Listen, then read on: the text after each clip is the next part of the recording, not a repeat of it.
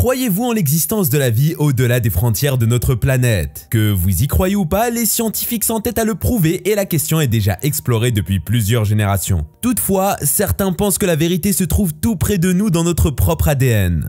Et si cette théorie est bel et bien vérifiée? Et si les humains avaient réellement des gènes d'extraterrestres? Restez avec nous jusqu'à la fin pour s'aventurer un peu plus dans le sujet. N'oubliez pas que vous n'avez qu'à voir la description pour consulter les liens de nos diverses sources. Et c'est parti! L'ADN, à la rencontre du cœur de notre organisme. L'acide désoxyribonucléique, généralement abrégé sous les lettres A, D et N, est la principale molécule de notre organisme. C'est elle qui abrite toute l'information génétique liée à notre espèce. L'une des premières caractéristiques de l'ADN est sa très grande longueur provoquée par la succession interminable des nucléotides qui la composent et qui sont rattachés les unes aux autres. Au niveau de l'ADN humain, il existe 4 différents types de nucléotides et elles sont liées les unes aux autres grâce aux liaisons phosphodiestérases. Ainsi, nous avons l'adénosine symbolisée par la lettre A, la cytidine représentée par la lettre C, la guanosine représentée par G et enfin la thymidine symbolisée par la lettre T. C'est l'ordre d'enchaînement de ces nucléotides qui correspond à l'information génétique et qui s'exprime sous forme de phénotype, ensemble des caractères observables d'un individu. Le code génétique issu d'une telle association effectuée dans un ordre précis permet à l'organisme de procéder à l'association de chaque triplet à un acide aminé bien défini. Au niveau de l'espèce humaine, les chercheurs estiment à environ 40 000 le nombre de gènes qui codent pour l'obtention des protéines. Par ailleurs, il serait également important de mettre l'accent sur les morceaux d'ADN qui codent pour l'obtention de l'ARN messager, de même que plusieurs autres séquences qui régularisent l'expression des gènes. L'ADN est composé d'une paire de brins qui sont complémentaires et qui s'enroulent sous la forme de double hélice. Même s'il existe plusieurs formes d'ADN en partant du type Z au type A, c'est le type B qui est le plus récurrent dans notre espèce. À chacune des bases des tours de ce type, il possède 10,5 paires. De même, la hauteur qui existe au milieu de 2 tours encore connues sous le nom de pas d'hélice fait 0,34 nanomètres. Grâce à cette structure originale sous forme de double hélice, la molécule a la capacité de se dupliquer en 2 molécules filles qui lui sont tout à fait identiques. C'est un phénomène qui porte le nom de réplication et qui se déroule à chaque instant au sein de notre système, avant qu'une division cellulaire ne se produise. Grâce à ce procédé de duplication perpétuelle, l'information génétique n'est pas perdue et en même temps est transmise d'une génération à l'autre à travers les cellules germinales contenues dans le spermatozoïde et l'ovule. Dans le cas des organismes eucaryotes, l'acide désoxyribonucléique se présente sous la forme de pelote qui porte le nom de nucléosome. À travers ces nucléosomes, l'ADN est lié à des protéines qui portent le nom d'histones. L'ensemble de tous ces éléments s'enroule ensuite parfaitement et se compacte sous l'apparence de chromosomes que nous retrouvons au sein du noyau de chacune de nos cellules. Vu que notre corps est constitué de milliards de cellules, on comprend donc que l'ADN est distribué partout dans le corps, même au sein de certains organites à l'image de la mitochondrie et du chloroplaste. Par contre, au niveau des prokaryotes qui sont très souvent des bactéries ou des archées, l'ADN baigne librement dans le cytoplasme. Autrement dit, il est bien similaire à celui des eucaryotes, à la différence qu'il n'est pas associé à des protéines comme les autres. De même, il faut le remarquer, il prend une forme circulaire au niveau des prokaryotes. Au sein de chaque cellule humaine, on distingue 23 paires de chromosomes ordonnés de façon à ce qu'une partie soit originaire du père et une autre de la mère. Ainsi, chaque cellule est donc composée de 46 chromosomes au total, dont 22 paires sont identiques. Ces 22 paires identiques portent le nom d'autosomes, tandis que la troisième, 23 paires, est connue sous le nom de gonosomes. Les autosomes sont responsables de l'aspect physique de tous nos organes, membres, etc. Tandis que ce sont les gonosomes qui déterminent le sexe de l'individu. Le chromosome X donne le sexe masculin, tandis que celui Y engendre le sexe féminin. Vu que Y est plus dominant que X, il faut que l'individu dispose de la paire XX pour être de sexe féminin, et XY pour le sexe masculin. L'ADN humain contient moins de 7% de gènes humains. Pensez-vous que nous sommes vraiment uniques? Notre ADN serait-il le seul modèle dans tout l'univers? Si vous comptez répondre par un oui, eh bien, détrempez-vous alors, car nous ne sommes pas si uniques. En se basant sur une étude récente effectuée par des biologistes, on se rend rapidement compte que la plus grande majorité des gènes que nous possédons sont originaires de très anciennes espèces d'hominidés. Il n'y a qu'une très faible partie de toute la séquence d'ADN qui nous a permis non seulement de développer notre intelligence, mais également de développer certaines caractéristiques propres à nous. Depuis plusieurs années déjà, les biologistes ont remarqué que l'homme moderne dispose au sein de son patrimoine génétique de plusieurs traces d'ADN issues de l'homme de Néandertal. Mais ce n'est pas tout, car il y a également une importante quantité de l'homme de Denisova, qui provient de l'hybridation qui a eu lieu entre les différentes espèces d'hominidés. Dans la nouvelle étude qui a été publiée par la revue Science Advance, il a été réalisé une quantification de l'ADN exogène et les chercheurs déclarent avoir décelé seulement 1,5 à 7% de génome unique à notre espèce moderne. En poussant donc leur réflexion plus loin, ils ont procédé à la récolte de plusieurs ADN issus des fossiles des Néandertaliens et Denisoviens. Ces derniers ont surtout été choisis car ce sont nos ancêtres les plus proches, et donc les plus similaires à nous. Les fossiles étudiés sont âgés d'environ 45 000 ans, et leur ADN a été comparé à celui de 279 humains à travers le monde entier. En se fondant sur une méthode de calcul connue sous le nom de recombinaison ancestrale, ils sont parvenus à démêler aussi bien les similitudes que les différences sur chacune des séquences d'ADN. En effet, c'est un procédé stochastique qui permet de simuler l'arbre généalogique d'une personne en remontant progressivement dans le temps. C'est grâce à cela d'ailleurs qu'ils parviennent à trouver la séquence de l'ancêtre commun, puis à l'analyser. Au début de telles recherches, les chercheurs ont trouvé de nombreuses portions de la séquence qui n'avaient pas encore été découvertes et qu'ils associaient directement à une espèce extraterrestre. Ainsi, il existe à ce jour uniquement 1,5% du génome humain, qui, en plus d'être unique, est identique chez tous les hommes de l'époque actuelle. En même temps, seulement 7% de l'ADN est lié d'une façon étroite au génome de l'Homo sapiens, plutôt qu'à celui des Néandertaliens ou les Denisoviens. Cela ne signifie pas systématiquement que 93% de tout notre génome est originaire de l'homme néandertalien. En réalité, tous les individus qui ne sont pas africains ne possèdent que 1,5 voire 2% du patrimoine génétique du Néandertal. Toutefois, si on observe différents individus, ce sont des bouts d'ADN néandertalien qui se positionnent à des différents endroits dans le génome. Ainsi, lorsqu'on réalise une addition, on se rend compte qu'il y a une large portion du génome humain qui est couverte. Une autre partie assez vaste du génome contient aussi de l'ADN qui provient d'autres hominidés, déjà éteints ou carrément inconnus. Vu qu'il n'y a que le monde extraterrestre qui reste encore très peu exploré, plusieurs chercheurs ont émis l'hypothèse d'une race extraterrestre qui aurait cohabité avec les humains du temps. Ainsi, il y aurait même eu entre eux des accouplements qui ont donné naissance à nos ancêtres. Mais il faut bien le souligner, il s'agit de simples théories qui ne sont pas encore validées par la plupart. L'ADN, un combat de survie dans l'espace bien réussi.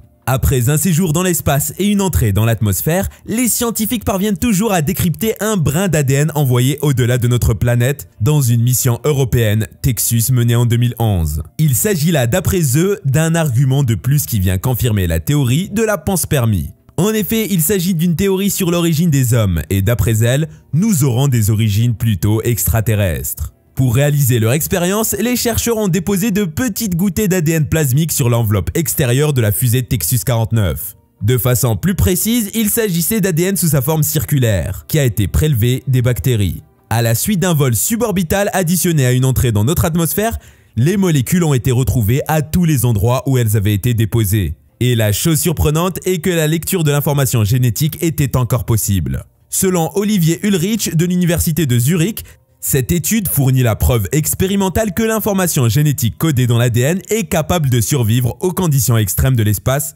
et de la rentrée dans l'atmosphère dense de la Terre. De façon fréquente, des fusées Texus sont lancées pour des expériences scientifiques depuis la base en Suède. Toutefois, il faut souligner que leurs vols sont de courte durée et qu'elles atteignent une altitude maximale de 270 km. Au moment où elles font leur entrée dans l'atmosphère, l'enveloppe extérieure est exposée à des températures avoisinant les 1000 degrés Celsius pendant au moins 780 secondes. En fonction de l'endroit où il se trouvait sur l'enveloppe extérieure, l'ADN a réagi de différentes façons. En effet, ce sont les plasmides situés dans les rainures qui ont marqué le meilleur taux de survie, qui s'estime à 53%. 35% de ces plasmides ont maintenu leur fonction biologique. Les scientifiques ont réalisé suite à cela plusieurs expériences et se sont rapidement rendus compte que les plasmides récupérés avaient toujours la capacité de déclencher la synthèse des protéines spécifiques. Il paraît donc tout à fait probable que la vie sur Terre soit bel et bien issue des comètes ou météorites qui l'auraient transportée à travers l'espace. Toutefois, de nombreux scientifiques voient les choses d'un autre œil. Selon eux, ce seraient plutôt les humains qui seraient capables de contaminer et engendrer la vie sur d'autres planètes, s'ils s'y rendaient ou carrément apporter une nouvelle forme de vie sur la Terre. Olivier Ulrich déclare donc sur ce sujet: nos résultats indiquent que malgré toutes les précautions prises, nos vaisseaux spatiaux pourraient amener avec eux de l'ADN terrestre jusqu'à leur site d'atterrissage. La vigilance devrait donc être de mise afin d'éviter au mieux des catastrophes biologiques. Notre ADN pourrait révéler une vie au-delà de la Terre. Les petits individus verts, les soucoupes volantes, les ovnis, les aliens, la zone 51, les faisceaux lumineux inconnus et bien d'autres encore nous font réfléchir et nous obligent même à repenser à la question de l'existence ou non des extraterrestres. Et même si chacun est tout à fait libre de son opinion, il faut quand même avouer qu'on est confronté là à un certain nombre de paradoxes que nous ne résoudrons peut-être jamais. Notre planète est emplie de phénomènes qui restent un mystère que personne n'arrive à expliquer. Ou du moins pas pour l'instant. Toutefois, lorsqu'on regarde d'un autre œil un peu plus optimiste, on ne peut que se réjouir. Car ces mystères sont quand même fascinants et donnent un certain sens à la vie. Et nous boostent d'une certaine ambition pour se mobiliser et s'obstiner à trouver des réponses à des questions perpétuelles. Si du jour au lendemain tous les mystères étaient résolus et que les scientifiques obtiennent la réponse catégorique à ces énigmes, le monde perdrait son sens pimenté et son sens de l'aventure. Malgré ceci, la science ne compte pas prendre de pause, car le cerveau humain ne cesse pas de générer des questions à partir des nouvelles réponses qu'il obtient au quotidien. À l'image de la personnalité humaine, le cerveau est un éternel insatisfait. Mais qu'en est-il réellement du cerveau des êtres extraterrestres? Pour obtenir la réponse à une telle interrogation, la NASA a financé plusieurs recherches au cours duquel les scientifiques sont parvenus à mettre sur pied un système génétique qui est constitué de 8 composants. Il s'agit d'un nouvel ADN qu'ils ont synthétisé au laboratoire, mais en se basant quand même sur le nôtre. Incroyable mais vrai, cela peut vous étonner et vous rendre perplexe. Mais la science est faite pour nous étonner. Bref, au terme de leurs différentes expérimentations, ces scientifiques ont tiré une conclusion époustouflante. En effet, selon eux, il s'agit là d'une découverte qui permettrait désormais d'augmenter le champ de la structure des molécules, qui permettent de soutenir possiblement la vie. Cela inclut la vie dans l'espace sur une autre planète de notre système solaire, ou même une exoplanète très lointaine. Pour faire plus simple, l'ADN qui vient d'être mis au point pourrait se retrouver au cours d'autres recherches menées dans un cadre extraterrestre, vu que cet ADN a été mis au point en se basant sur le nôtre. Les chances sont donc très élevées que nous soyons tous des descendants d'une race d'aliens. Il s'agit ainsi d'un ADN qui fonctionne à l'image d'un système mutable pour le stockage des informations. Toutefois, il y a un point très important, qui est celui de l'autonomie. Le modèle que les chercheurs sont parvenus à mettre en place n'est pas encore tout à fait autonome. Pour pouvoir vivre d'une façon indépendante, il a besoin d'être nourri grâce à des protéines qui sont elles aussi mises en place au laboratoire. De tels résultats sont très intrigants car ils traduisent que les extraterrestres auraient besoin de nous pour leur survie. En même temps, la NASA a révélé publiquement qu'elle saurait précisément l'endroit auquel elle devrait rechercher la présence d'une vie extraterrestre intelligente. Dans ces investigations, il semblerait qu'elle cible les exoplanètes qui sont localisées aux alentours des étoiles de type K, généralement connues sous le nom de naines rouges, à cause de leur taille et de leur couleur. Mais bon, une fois encore, plusieurs personnes pensent qu'il ne s'agit que d'une simple mascarade, et que les vraies réponses se trouvent au niveau de la zone 51 par exemple. Et si nos ancêtres sont des extraterrestres?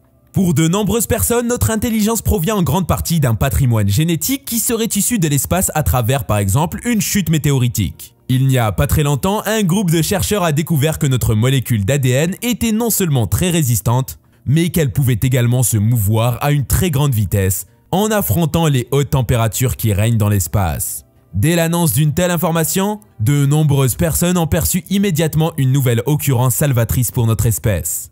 Ainsi, nous ne serions donc pas de simples primates qui ont connu une évolution progressive, mais plutôt des descendants d'un peuple extraterrestre intelligent. Peu importe s'ils avaient de grosses têtes ou de gros yeux, l'essentiel étant qu'ils disposaient d'une intelligence nettement supérieure.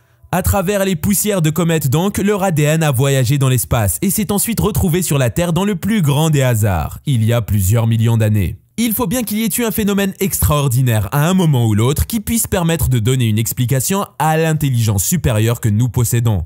Si ce n'était pas le cas, comment pourrait s'expliquer alors la très grande supériorité intellectuelle que nous avons aussi bien sur le règne animal que celui végétal? D'après les scientifiques, la faible partie d'ADN dont nous disposons et qui nous rend uniques est liée d'une façon particulière aux fonctions de développement neuronal. Ainsi, l'évolution du cerveau aurait participé activement à l'émergence de l'espèce Homo sapiens. Toutefois, les scientifiques sont encore dans l'incapacité de connaître avec précision la fonction biologique exacte de ces gènes. Surtout que la grande partie de l'ADN est en réalité une ADN non codante, que les chercheurs appellent même ADN poubelle. C'est également à travers ces études que plusieurs mutations spécifiques à l'homme ont vu le jour en deux vagues distinctes. La première s'est produite il y a 600 000 ans, et la seconde il y a 200 000 années. Mais qu'est-ce qui réellement a été le déclic de tels sursauts?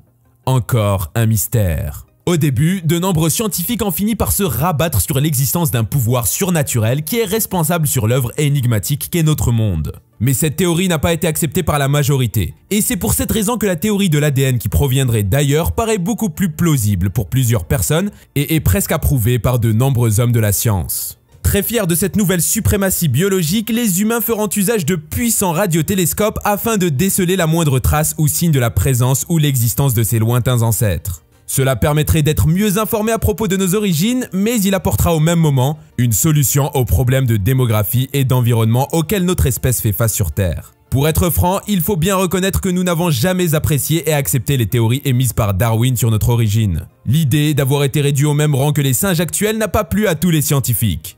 Et il leur fallait bien trouver d'autres théories, beaucoup plus valorisantes pour l'espèce humaine. Nous voilà à la fin de notre vidéo et il faut bien l'avouer, la question persiste toujours.